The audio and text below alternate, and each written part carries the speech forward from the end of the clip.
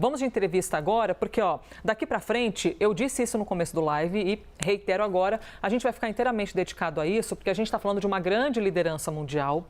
Antes de ser a própria liderança mundial, uma figura emblemática para a Igreja Católica, de uma importância tremenda para uma religião mundialmente praticada. Aqui no Brasil, nós temos milhões apesar de que no Brasil o cenário mudou, né, também nos últimos anos. Ocorreram algumas mudanças com o avanço de uma pluralidade religiosa, uma diminuição dos católicos. Mas nós estamos numa América Latina amplamente católica, então a gente vai tratar e muito desse assunto, lideranças mundiais e de que maneira a política está no meio disso tudo. Agora a gente vai até o Rio de Janeiro. O Kleber Rodrigues está na Catedral de São Sebastião, ao lado de um jovem que discursou na vinda do Papa ao Brasil durante a Jornada Mundial da Juventude. Então, a gente está falando de mais de 10 anos atrás.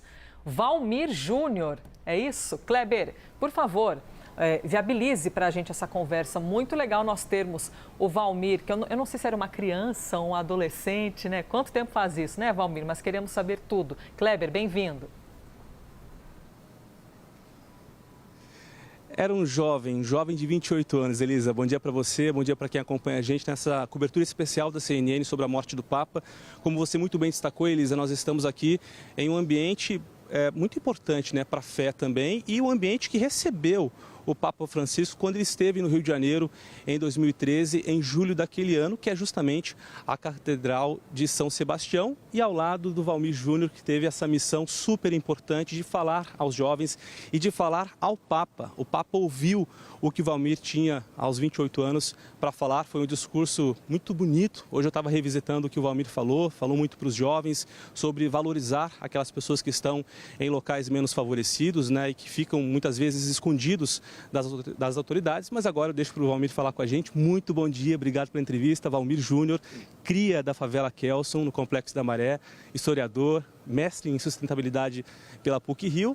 E queria saber a primeira pergunta que eu te faço, Valmir. Qual foi a sensação que você teve de falar ao lado do Papa Francisco? Muito bom dia.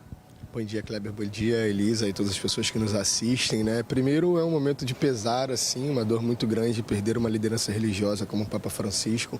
É algo que nos deixa extremamente sensibilizados mas ao mesmo tempo, né, perceber como que a semente que foi lançada por Francisco frutifica, né? Meu encontro com o Papa foi de uma importância na minha vida transformadora, né? Foi um momento de falar para o Papa sobre a realidade da juventude no Brasil naquele tempo, que não é muito diferente daquilo que a gente vive hoje. Jovens que são vulnerabilizados pela ausência de política pública nos seus territórios, jovens em conflito com a lei, que por uma falta de investimento, uma falta de apoio, acabam se tornando reféns da marginalidade, de todo o processo que envolve a juventude hoje, e os jovens encarcerados, jovens em população em situação de rua, mas principalmente, né, os jovens que sonham, que têm utopias e que desejam reescrever a sua história, se reencontrar com o seu projeto de vida pessoal e apontar novos horizontes para a sociedade que a gente vive, né? Então, trazer à tona esse discurso novamente, revisitando essas experiências com o Papa aqui no Brasil, especialmente na JMJ, nos faz ainda se questionar se aquela voz que ecoou, né, há 12 anos atrás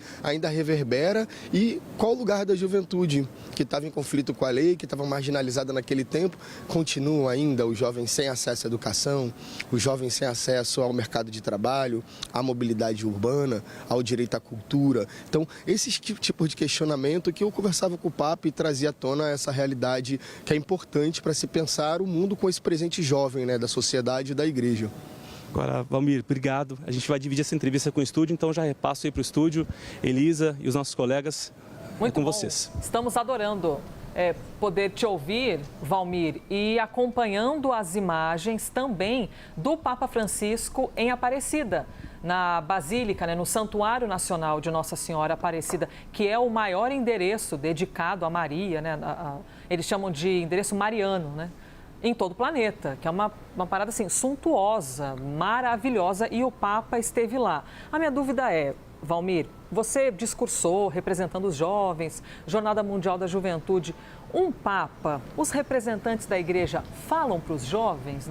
Eu me refiro a esse desafio de você manter a tradição e conseguir conversar com os jovens. Como que é essa conexão? E já jogando para frente, né, sobre a expectativa de um novo Papa que consiga conversar com os jovens. Olha, a Jornada Mundial da Juventude, ela é o maior reflexo mundial desse projeto de comunicação direta com o presente jovem da igreja. Às vezes a gente acha que a igreja está deslocada numa realidade da realidade do jovem, mas na grande verdade, a igreja também é jovem. Naquele tempo eu era jovem igreja, agora um pouquinho mais velho, já revelando aqui a minha idade, né? 12 anos depois. Mas a igreja é jovem, é viva, então é necessário uma linguagem cativante, mas que não seja reprimidora, que não seja uma linguagem que condene os jovens pelas suas realidades, mas que acolha, encontrando no jovem sim as suas limitações, dificuldades e também o grande impulso da juventude, que às vezes reverbera para tanta coisa que, infelizmente, é potencializada de forma errada, mas a igreja, como um todo, ela necessita olhar para esse jovem como jovem que faz parte, que constrói junto, que é pertencente ao reino e é tão igreja quanto o clero. Então, o clero, ele precisa olhar para o jovem com esse olhar que Francisco olha. Uma coisa que eu me lembro, sabe, Kleber, é que uma das coisas mais marcantes do encontro com o Papa foi o abraço que o Papa me deu. O abraço que o Papa me deu, eu estava chorando copiosamente, né, depois falei com ele, foi aquele abraço da Igreja Mãe, do Francisco Pai, mas a Igreja Mãe, que acolhe, que abraça, que compreende, que está junto principalmente nos momentos de alegria, mas nos momentos de dureza da vida. Quando um jovem não se sente referenciado na igreja, é que ele não conseguiu encontrar esse olhar de ternura, que é o olhar de Jesus. Francisco, quando dá esse abraço, ele está sempre abraçando, mas nos levando para Cristo, apontando Jesus como o caminho da solidariedade, da justiça social, da justiça humana e principalmente da justiça socioambiental, que foi um dos legados que Francisco deixou para a gente, né? Agora, Valmir, revisitando aquele momento que inclusive aconteceu no Teatro Municipal, que fica bem perto daqui, né, para um grupo de pessoas, de autoridades, eu vi você mostrando uma foto para o Papa Francisco, ele te abraçando e você bastante emocionado. Que foto foi aquela? E se você puder contar para a gente também, que presente o Papa te deu? Então, aquela foto é da minha família, né? Eu cresci num lar, né, que tem essa reconfiguração daquilo que é a família é tradicional, porque foi vovó que me criou e criou minha irmã. Então, uma avó que já tinha criado 3 filhos, assumiu a responsabilidade de ser mãe. Então, eu devo muito a minha vida, eu que sou a minha avó. Hoje ela tem 83 anos e eu acompanho ela diariamente. E vovó estava naquela foto. Tava vovó, minha irmã, minha madrinha, que é a irmã da minha mãe, meu padrinho, meus primos. E o presente que o Papa me deu foi esse tercinho aqui, ó. Deixa eu mostrar para vocês aqui. Esse tercinho aqui, ele é um tercinho que me acompanha nos meus momentos de dureza da vida, mas também nos momentos de alegria, onde eu rezo para pedir e agradecer, que eu acho que é um caminho sincrônico, né, de amor a Deus, à igreja, ao próximo e aquilo que a gente acredita. Então foi esse tercinho aqui que o Papa Francisco me deu e aquela foto era a foto da minha família. Coisa linda. Elisa, alguma pergunta? Basília Rodrigues está com a gente também, aqui ao vivo no live. Basília, você vê que é interessante a gente poder ver, inclusive, o presente que ele recebeu do Papa. Exato. Pois é, eu queria que ele falasse mais sobre essa proximidade com o Papa, ainda que tenha sido num momento episódico, mas inesquecível, né? É como se o Papa tivesse virado nessa passagem um amigo dos brasileiros, né? Foi a primeira viagem internacional do Papa e foi aqui. Ele escolheu vir para o Brasil nessa Jornada Mundial da Juventude, que foi um máximo mesmo, né? Foi notícia durante um bom período para quem estava no Rio de Janeiro especialmente, mas para quem estava fora da capital fluminense também foi bem importante essa passagem do Papa aqui pelo Brasil. Então você, Valmir, como um rapaz negro, na época jovem, tendo esse contato com o Papa, né, uma sumidade, enfim, como você recebeu a notícia de que ele havia se despedido de nós? Olha, Basília, agradeço aí por essa pergunta, porque isso me faz pensar, colocar para fora o que eu venho pensando, né, nesses últimos momentos assim de reflexão, né? Francisco, ele deixa um legado. O legado que ele tem aponta para um caminho que é o caminho de Cristo, o caminho da igreja. Mas não existe uma igreja sem o desenvolvimento social e principalmente aquilo que Francisco projeta em nós. E aí eu falo desse lugar de amizade com Francisco, porque foi a partir da Laudato Si, da encíclica sobre o meio ambiente, do cuidado com a casa comum, que eu identifiquei em Francisco esse amigo das horas difíceis, mas também das horas acadêmicas. Não à toa, toda a minha vida tem sido voltada para a projeção da defesa da justiça socioambiental no território, o debate sobre as emergências climáticas. Hoje eu coordeno uma horta comunitária no meu território e foi alvo da minha pesquisa na sustentabilidade quando eu terminei meu mestrado, porque não é só sobre a experiência de fé que se dá nesse encontro. A experiência de fé que Francisco aponta é o outro. Ele aponta para o mais pobre, para o mais excluído, para o vulnerável, para o negro, para o indígena, para o favelado, para as pessoas que são LGBTs, que vivem a sua condição, e o Papa acolhe, abraça. O abraço do Papa é o abraço da igreja, é o abraço de Cristo nesse sentido de não ver processos que nos distanciam. Nessa condição de ser escolhido para falar com o Papa é muito interessante, porque eu fiquei sabendo dias antes, acho que foi 3 ou 4 dias antes. Sim, me chamaram para a reunião, meu nome foi citado por uma liderança religiosa da igreja numa reunião para a escolha dos nomes, e a realidade era uma só. Quando hoje Dom Joel, né, apresenta essa dimensão, ele fala: a voz da igreja é uma voz jovem, negra, pobre, favelada. E essa voz que tem que ecoar para denunciar o que essa juventude vive no seu território e apontar caminhos de esperanças para a sociedade. Francisco é o Papa da esperança. Então, isso faz com que entender a morte dele também é a possibilidade de continuar esperançando, de continuar fazendo com que essa esperança que nos move se culmina na ressurreição. Foi justamente o que ele nos revelou. Jesus o chamou para abraçar na Páscoa. Por falar nesse assunto, você lembrou durante o teu discurso, né, alguns grandes acontecimentos, como por exemplo o massacre que aconteceu na Candelária, a tragédia na Boate Kiss. Como é que você via esse olhar que o Papa tinha para essas injustiças, para esses grandes acontecimentos tristes?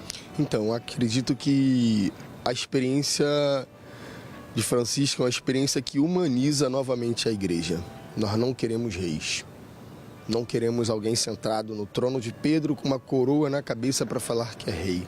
Nós queremos aquele que tem cheiro do povo, que tem perfume do pobre, que tem perfil de Cristo, de Pedro, aquele que está em meio a todos. Então, trazer à tona essas realidades é compartilhar com o Papa, que às vezes ele não pode falar aquilo que a gente pensa, aquilo que a gente sonha.